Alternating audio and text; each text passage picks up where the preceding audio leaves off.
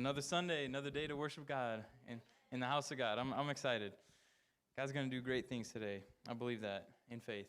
Well, starting off, Bishop, do you mind praying for first word? Lord, we thank you for your spirit. We thank you for your word.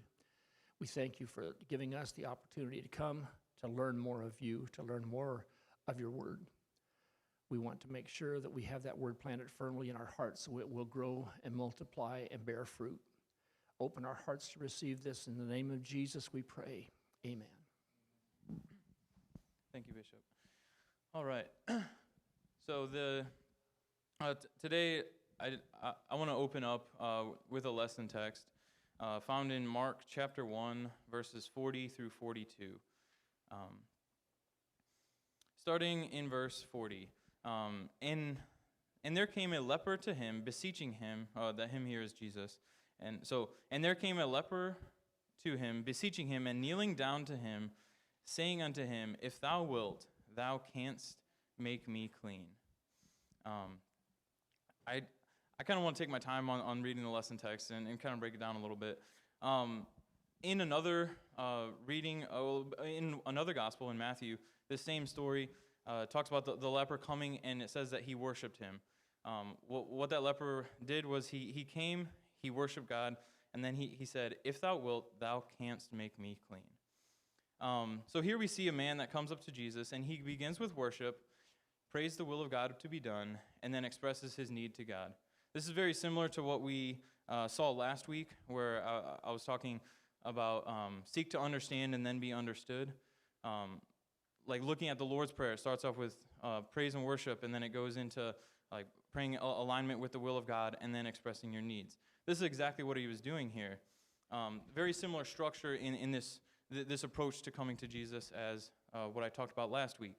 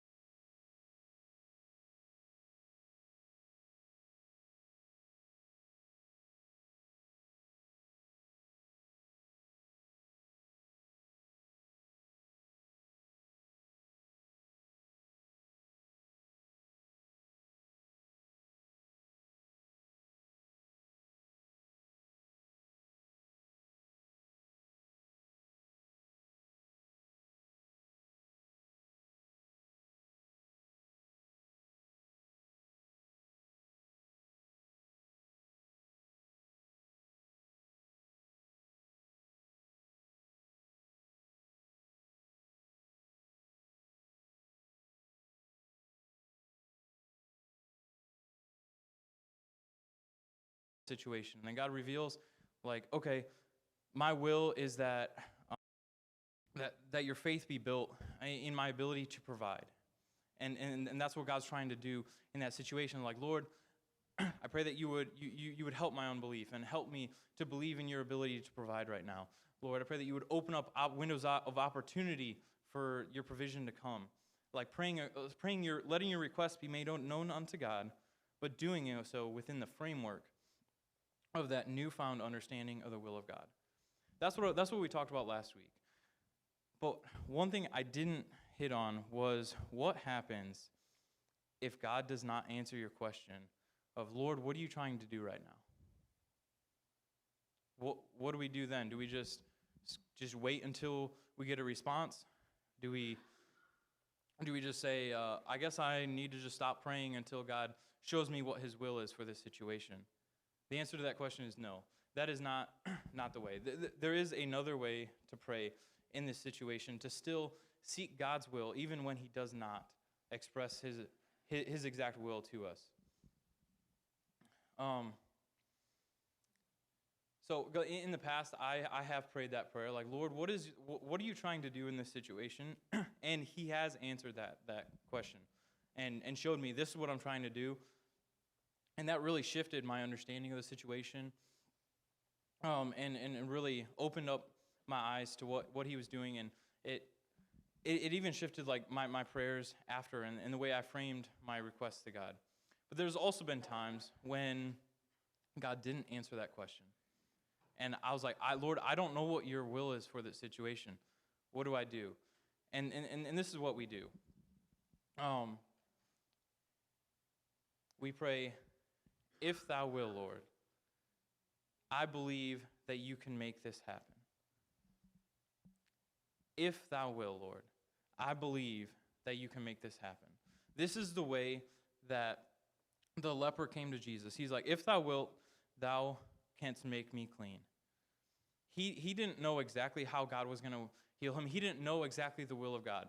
But he prayed, if thou will, Lord, I believe that you can make it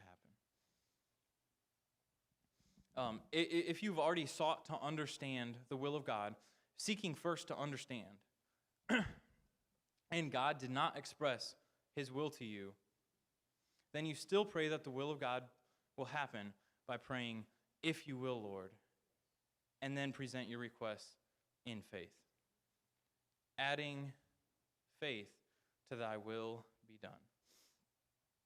So here's a way, kind of building upon the concept of last week, is pray, thy will be done. If God has already expressed, like we seek to understand the will of God, and God's like, this is my will for this situation. Pray, Lord, thy will be done. And then if he hasn't expressed his will for that situation, still come at it with the framework of, Lord, I want ultimately your will to be done, and pray, if you will, Lord. And then you add on to that, I believe that you are capable of accomplishing that. This is a way to pray according to the will of God, whether God has expressed his will or not in our lives. Doing so gives God the opportunity to say no if it does not align to his will. When you say, if thou will, Lord, I believe that you can perform a miracle in this car. God can say, I'm not going to do that right now because I have something better in place.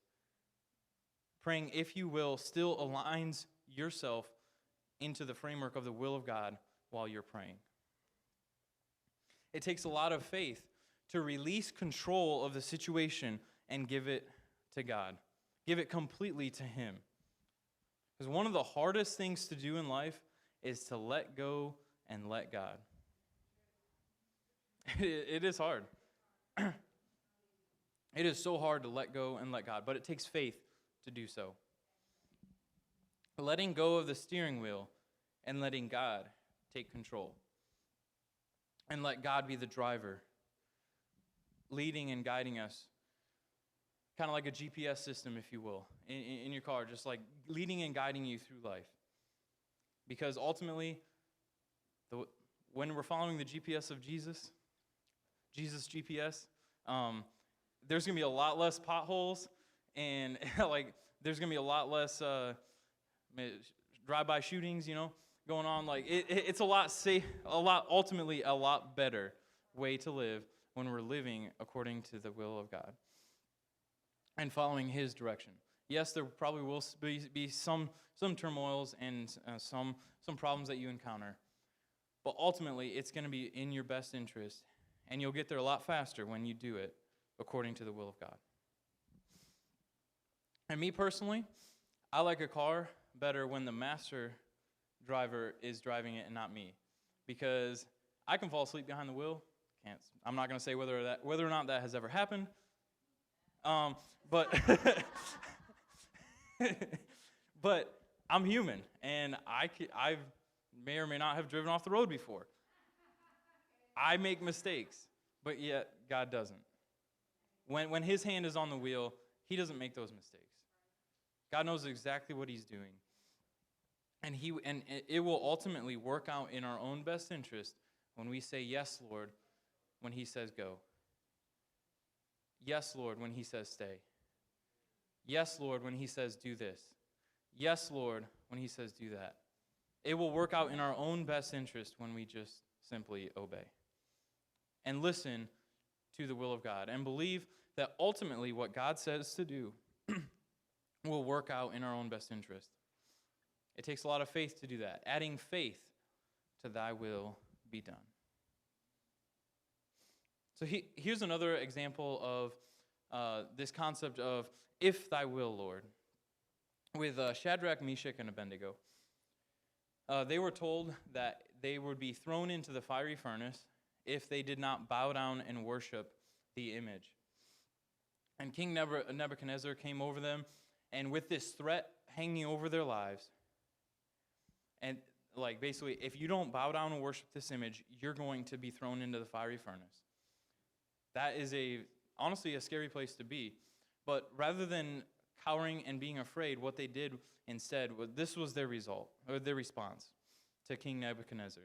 In Daniel 3, verse 17 and verse 18.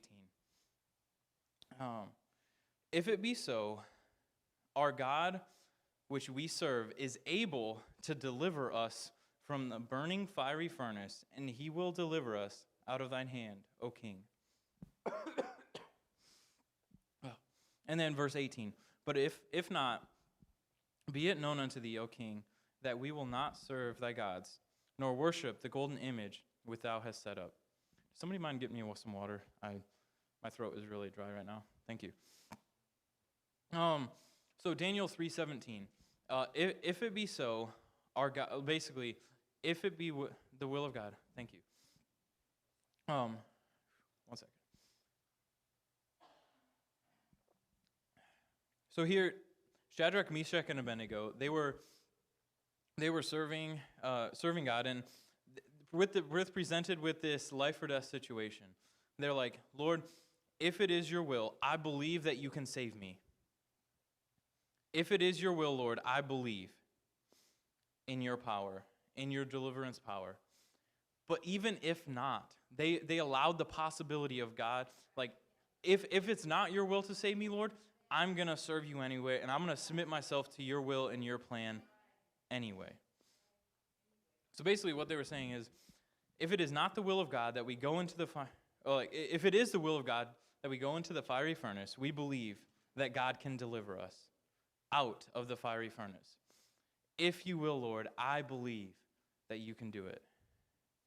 And if it is not the will of God that we be saved from the fire, we will still obey and serve God.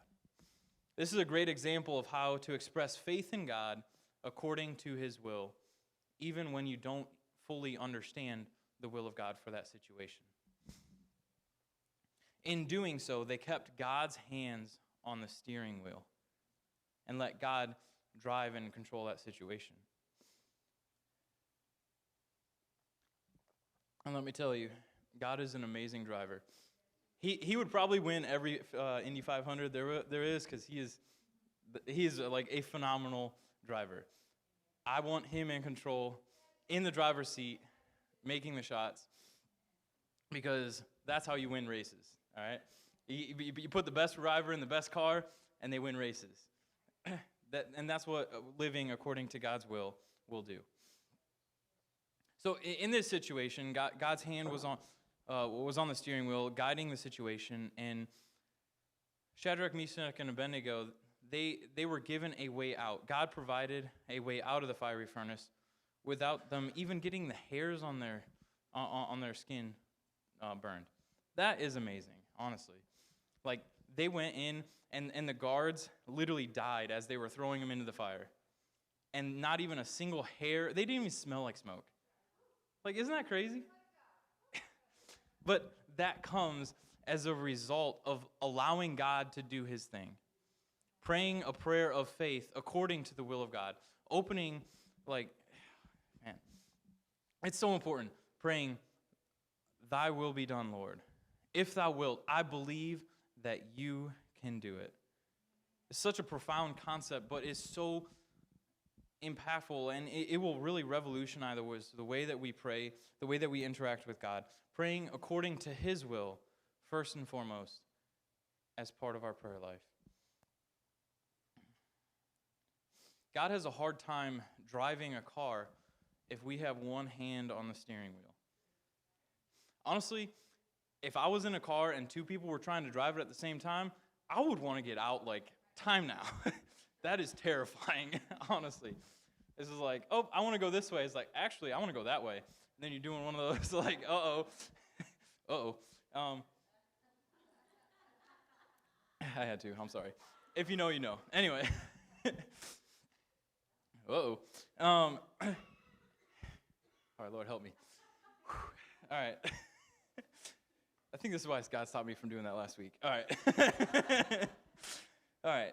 So it takes faith in God to let go of the steering wheel and let God be God and let God be the driver.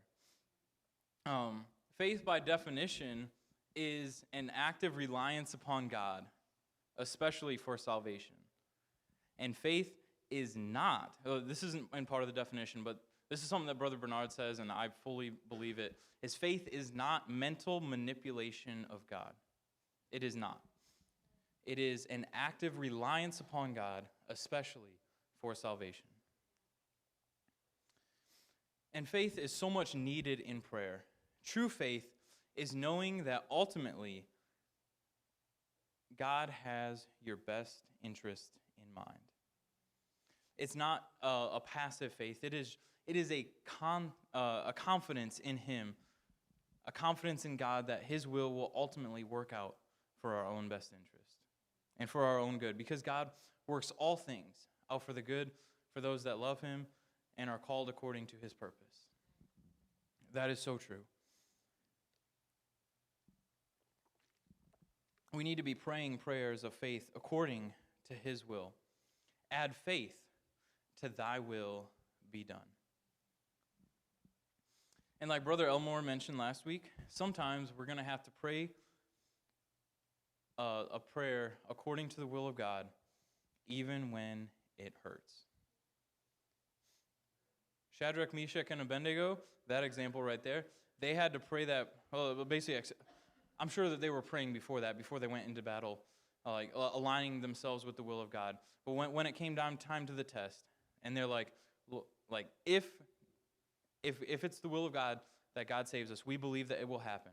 But if not, we still submit to the will of God and will do according to the faith that he has given us. And in the Garden of Gethsemane, Jesus, it's another great example of thy will be done, Lord. When he prayed this prayer, Matthew 26:42, and he went away again the second time and prayed, saying, O my Father, if this cup may not pass away from me, except I drink it, thy will be done. Thy will be done. Ultimately, it is the will of God that should be basically the pinnacle, the focus of what we should be shooting for in prayer, is thy will be done, Lord, on earth as it is in heaven. There's a reason why Jesus said, pray this way. Praying thy will be done is one of the most powerful things we could pray. And when we add faith on top of that, oh Lord, it's amazing what God can do. Because God does his best work when we pray, thy will be done, or if it is thy will, Lord. And then pray, I believe that you are capable of accomplishing that. But faith is not just mental assent. It is not just saying, Lord, I believe that you are capable of doing this. It is also seeking to find out, Lord, how can I be a part of that? Because faith is not just mental, like believing, like I believe that light switch is going to turn on the lights in here. If I'm just sit here and say, I believe that it's going to happen. I believe it's going to happen. It's not going to happen. I have to walk over and flip the light switch. Because faith is an action, not just mental assent. Not just believing that it's going to happen. You have to actually go do something. So it's like, Lord, I believe that you are capable of accomplishing that. How can I be a part of it? Adding faith, adding action to thy will be done. This needs to be the prayer of this church. Where we're going, we need this prayer to be in the very heart of who we are as an individual and also as a collective body. We need to have this prayer. Lord, I believe that you are capable of accomplishing your will. How can I be a part of it? Adding faith to thy will be done. This is how the leper was made whole. This is how Shadrach, Meshach, and Abednego were saved from the fire. This is how David prayed before he ever went into battle. This is how Paul prayed when he was seeking direction on where to go in ministry. This is how Jesus prayed before he died in the garden and all throughout his life. This is how he prayed according to the will of God.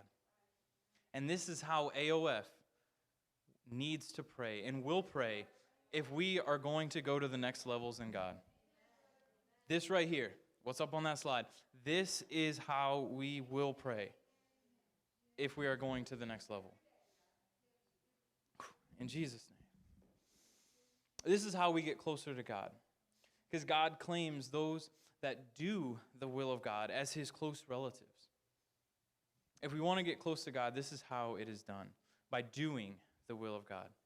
In Matthew 12:50, it says, For whosoever shall do the will of my Father which is in heaven, the same is my brother and sister and mother. He's like, those, my close relatives are those that are doing the will of God. You want to get close to Jesus? You do it by doing, not just having faith in, but also applying that faith in action in your lives, according to the will of God. Acts 13:22 names David as a man after God's own heart.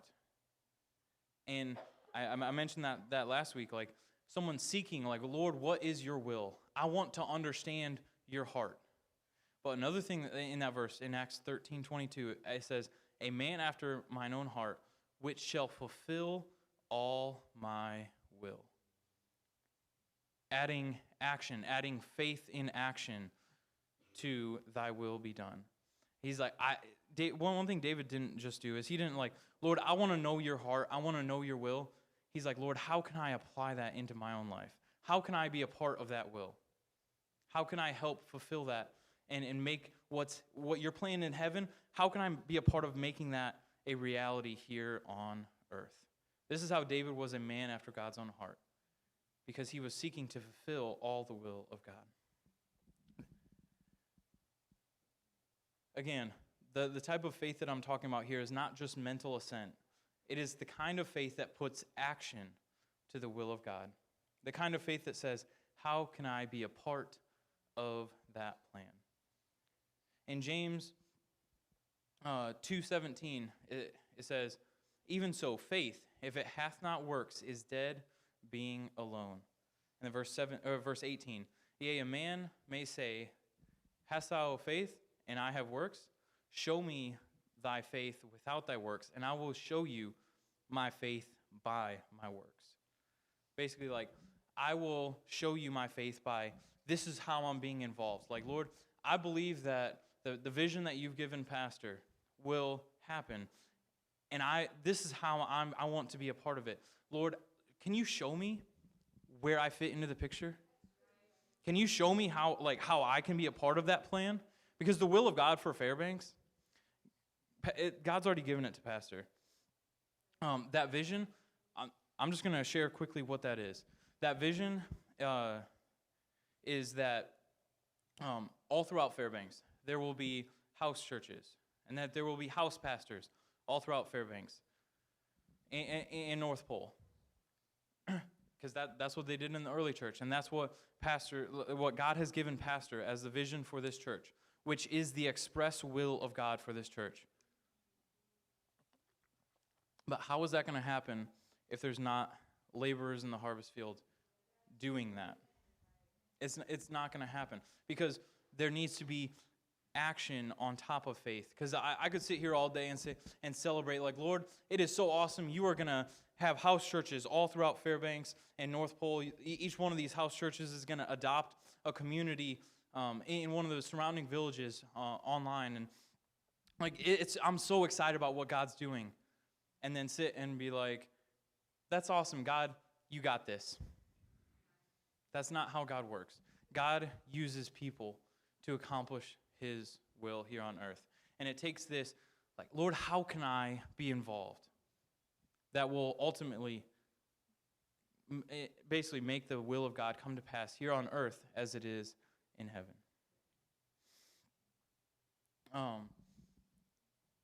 One thing I taught on before was this concept of disciplined initiative within the commander's intent. You may or may not remember it, so I'm going to kind of summarize it. This is a concept that is used within the Army. Disciplined initiative. Oh, here, let me make it a little bit broader stroke first. So in the Army, there's this doctrine called mission command. Mission command is this idea that the commander is in charge of a unit. What he does is he sends out mission orders to those to his subordinate commanders, like his subordinate leaders, and he's like, okay, this is what I want to be accomplished in this mission that we're on. This is my commander's intent, and then like he is basically pointing, this is the end state of what we're going for, and I don't care. These are some things that I want to happen as we go that way, but ultimately, that is nothing. Like, if nothing else happens, the commander's intent has to happen. And part of Army doctrine as well is that it says that it is the subordinate leader's responsibility to accomplish the commander's intent. It is the subordinate leader's responsibility to accomplish the commander's intent. When you take the same concept or the same structure from what the Army is using and apply it to the church setting, because the structure is very similar, is like pastor has given a vision that is basically like the commander's intent. It's pastor's vision. We can use those terms interchangeably here. If you apply that concept of Army doctrine, it is the subordinate leader's responsibility to accomplish the commander's intent. If we apply that here to this church, it is subordinate leaders in the church in AOF. It is our responsibility to accomplish the will of God here. It is our responsibility to be a part of that plan. Because if we don't, what we're doing is we're handicapping the process. What we need to be doing is adding faith to thy will be done. Faith is not just mental assent, but it is doing the will of God as well. And faith is where belief meets action. And God can do his best work when we pray, thy will be done, or if thou wilt, Lord. I believe that you are capable of accomplishing that. How can I be a part of that?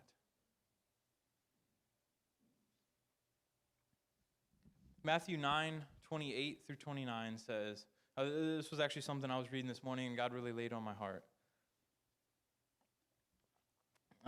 Matthew 9:28 through 29. And when he said, come into the house, And wait, let me read that. And when he was come into the house, the blind men came to him, and Jesus saith unto them, Believe ye that I am able to do this? They said unto him, Yea, Lord. And he touched their eyes, saying, According to thy faith be it unto you. I want to say today that God is still asking that question. Do you believe that I am able to do this? And then commenting, let it be done according to your faith. Let it be done according to your faith. So I have some questions here. How much are we believing? How much are we showing faith in God by getting involved in his plan? If God says, let it be done according to your faith, what would actually be accomplished today?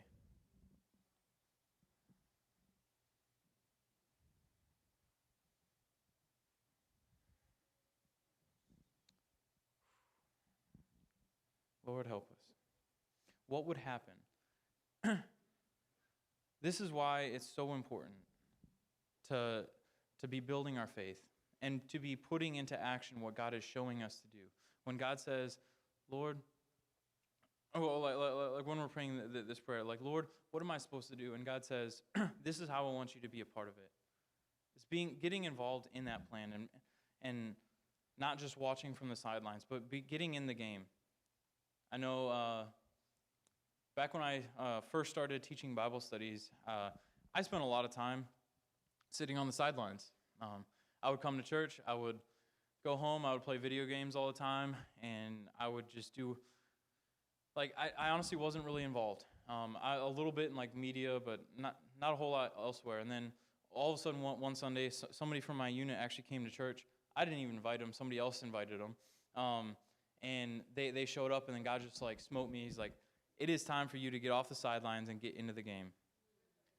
It is time to get in the game because it is go time, and I need you in the game right now. So that day, I was just I had already started writing a Bible study, but hadn't finished it. And then God told me to go up and ask them, do you want to do a Bible study on Tuesday? And in the back of my mind, I was hoping they would say no because I hadn't even finished writing it yet. And they said yes. I'm like, okay. And later on that day, I went home and I was like, all right, pressure's on now. I got to write this Bible study. And that was one of the first Bible studies I had ever written. I taught that Bible study, and then the next week went and wrote a whole nother lesson, taught them that one. And for the next 4 weeks, I was just writing lesson after lesson after lesson. And it's just why? It's because God was it is time to get off the sidelines and get in the game. It is time to get off the sidelines and get involved in the will of God, seeking first his will and then asking, Lord, how can I be a part of it? I believe that it's going to happen. How can I be a part? The last point I want to make here today is this. In the Garden of Gethsemane, one of the things that Jesus warned his disciples to do was he warned them, pray lest you fall into temptation. Prayer should not only and always be us making other requests to God. When we tell God, thy will be done, it doesn't mean that you can just walk away from God and be like, Lord, I prayed, let thy will be done, I'm good. It is a constant walking with God, and because the will of God, it's more like a river. It's not a straight line. You have to follow the curves of the river as you're walking with God. It's going to go this way, and then we're going this way now. Oh, now we're going this way. Following the will of God. Staying close to him in prayer, lest you fall into temptation. Because when you walk away, it is easy to fall into the trap of doing things another way. Here, Jesus was warning his disciples to stay close and pray so that they would not fall into temptation. But what exactly was the temptation that they were needing to avoid here? This is a question that I actually asked God yesterday. I was like, Lord, what were you trying Well, like, what were you telling them to avoid? What temptation were you telling them to avoid? And it wasn't until this morning that God revealed it to me. The temptation that they were going to be faced with was doing things according to their own will and not according to the will of God. Cue Peter swinging his sword, being like, nope, this is not the will of God. Let me chop some ears off and do all this. He was like, pray that you do not fall into temptation. What was that temptation? Doing things according to their own will and not the will of God. Because it was the will of God that Jesus would go through what he went through. Peter was like, no, this can't be the will of God. Let me start going chopping people up. And it's like, this is what Jesus was warning them against. Do not fall into the temptation of doing things according to your own will. Pray that you would pray so that you don't fall into that temptation and that you can do things according to God's will. In Matthew 28:38, it says, and then saith he unto them, my soul is exceeding sorrowful, even unto death. Tarry here and watch with me. Watch with me. This was Jesus' call to his disciples. Watch with me. And then skipping to verse 41, watch and pray that ye enter not into temptation. The spirit indeed is willing, but the flesh is weak. Pray and watch. Will you watch and pray with Jesus? Will you pick up that hammer and get involved in the will of God? This is the question that Jesus is asking his people today. Will you get involved? Will you believe in the will of God? Will you seek his will before your own? Let's pray. Lord Jesus, we thank you for this day today, Lord, and we pray that your will be done in this service, Lord Jesus. Pray that ultimately your will be done, Lord Jesus. We believe that what you're trying to do in this service, Lord, will happen, Lord Jesus. I pray that you would help us to be a part of that plan, Lord, that we would all be able to impact those around us today, Lord, through our worship, through our praise, through our submission to your will, Lord Jesus. I pray that you would flow into this service today, Jesus, and that you would ultimately accomplish what you are trying to accomplish in this service. We thank you, Lord, and we praise you and give you all the glory and honor for what you're doing today, Lord, because it is only through your grace, only through your ability that we are even able to do it, Lord. We thank you and we praise you, Lord, in Jesus' name. Now unto Jesus, the author and the finisher of our faith, be honor and glory forever and ever. Amen. 11:05 worship service.